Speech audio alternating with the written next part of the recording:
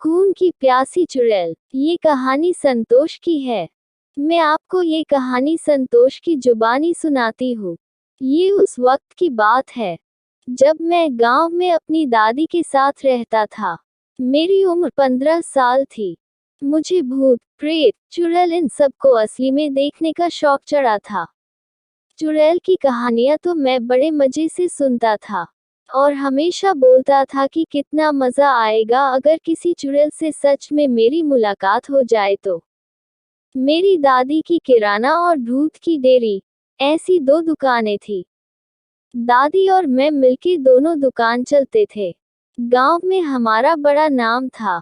हर रात को दुकान बंद करके दादी घर चली जाती और मैं अपने दोस्तों के साथ चौराहे पर बैठकर एक दूसरे को भूत प्रेतों की कहानियां सुनाते।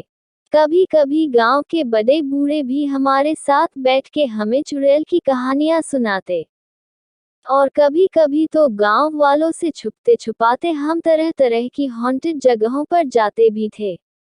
इन सब में सबसे आगे मैं होता था। मुझे उन अमानवीय शक्तियों को ललकारने का बड़ा शौक था।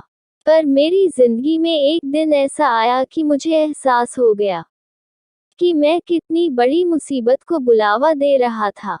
उस रात दुकान बंद करके दादी घर पर चली गई थी और मैं दोस्तों के साथ दुकान की सीढ़ियों पर ही पंचायत लगा के बैठ गया था। मेरे एक दोस्त बाबूलाल ने चुड़ैल की एक सच्ची घटना बताई।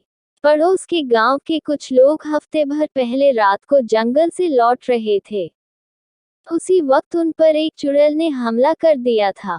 उनमें से एक को तो उसने किसी शिकार की तरह दबोच लिया और उसकी गर्दन पर अपने लंबे नुकीले दांत गड़ाकर खून गटकने लगी। बाकी लोग जैसे तैसे जान बचा के भाग निकले थे और उनका वह दोस्त जिसका चुड़ैल ने खून पिया था, वह अगले ही दिन जंगल में तालाब के पास बेहोशी की हालत में मिला था। लोग उसे हॉस्पिटल में ले गए। वह बच तो गया था, पर उसके शरीर में हमेशा खून की कमी रहने लगी थी और आज सुबह ही उसकी मौत हो गई। अब उस जंगल के रास्ते से उस गांव का कोई भी आता जाता नहीं है। वह हमारे गांव के लंबे रास्ते से होकर जाते हैं।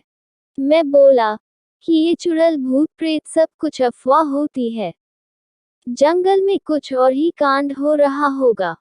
फिर मजाक मजाक में हम सब में शर्त लगी, जो कोई जंगल के बीचों बीच जाके पुराने पीपल के पेड़ पर लाल कपड़ा बांध के आएगा, वो सबसे बड़ा जिगर वाला माना जाएगा।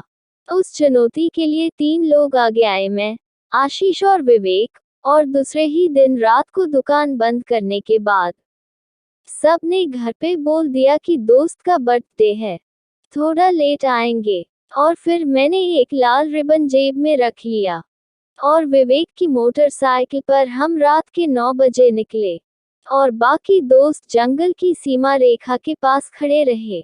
आशीष मोटरसाइकिल चला रहा था। उस दिन चांदनी रात थी, इस वजह से आसपास का नजारा ठीक ठाक दिख रहा था।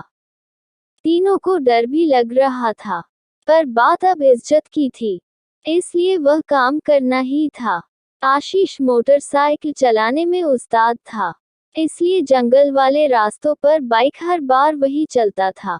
हम जंगल के बीचों बीच पीपल के पास पहुंचे।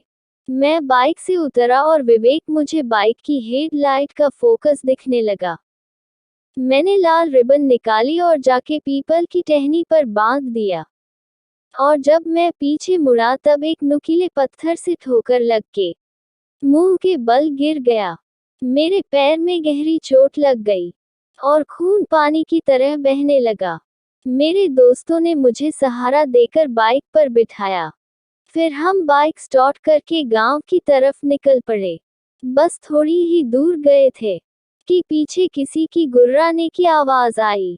आशीष ने मोटरसाइकिल रोक दी और हम तीनों ने बाइक पर ही बैठे बैठे पीछे मुड़ के देखा और उस वक्त जो नजारा हमारी आंखों के सामने था, उसे देखकर कुछ समय के लिए हमारे दिल धड़कना भूल गए, क्योंकि मेरा खून जिन पत्थरों पर गिरा था, उन पत्थरों को एक औरत एक एक करके चाट रही थी।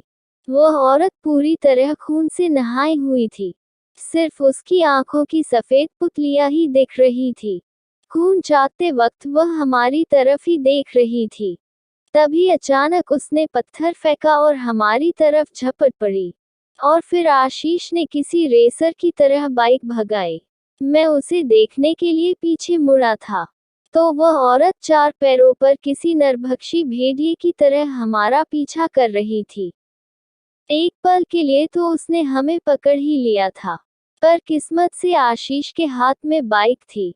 उसने बाइक 80 या शायद 90 की स्पीड से भगाई थी, और जब हम जंगल की सीमा के बाहर आ गए तब न जाने वो भयानक चुड़ैल कहीं गायब हो गई। हमारे वापस लौटने तक सारे बड़बोले बजबट्टू दोस्त घर भाग चुके थे। फिर अगले दिन दादी ने देखा कि मैं कुछ परेशान और डरा हुआ हूँ, तो उन्होंने मुझसे सब सच सच उगलवा लिया, और मैंने भी सब हकीकत बता दी। उस दिन दादी ने मुझे खूंटे से बांधकर मारा था, और बाकी दोस्तों के भी घर जाकर दादी ने ये कारनामा बता दिया। सबको जम के मार पड़ी। फिर दादी ने सिर्फ 2 दिनों के अंदर हमारी दोनों दुकान बगल गांव के पाटिल को बेच दिया। और एक रात तो जबरन उन्होंने मुझे हनुमान जी के मंदिर में सुलाया था। उसके बाद मैं गांव छोड़ने को तैयार नहीं था, पर दादी मुझे मार कूट के मुंबई ले आई, जहां मैं अभी भी रहता हूँ। कुछ दिनों बाद जब सब नॉर्मल हो गया, फिर मैंने दादी से गांव छोड़ने का कारण पूछा। तब दादी ने मुझे बताया कि पत्थरों पर गिरा हुआ मेरा खून चाटने वाली वह औरत एक रक्त पिशाचिनी चुड़ैल थी, और अब उसको मेरे खून का चस्का लग गया है। अभी भी वह चुड़ैल मेरी तलाश में भटक रही होगी। इसलिए मेरी सुरक्षा के लिए दादी ने गांव छोड़ने का निर्णय लिया। लेकिन दादी के कहने के अनुसार अगर वह रक्त पिशाचिनी चुड़ैल आज भी मुझे ढूंढ रही है, तो आपको क्या लगता है, क्या वह मुझे यहाँ पर भी ढूंढ पाएगी?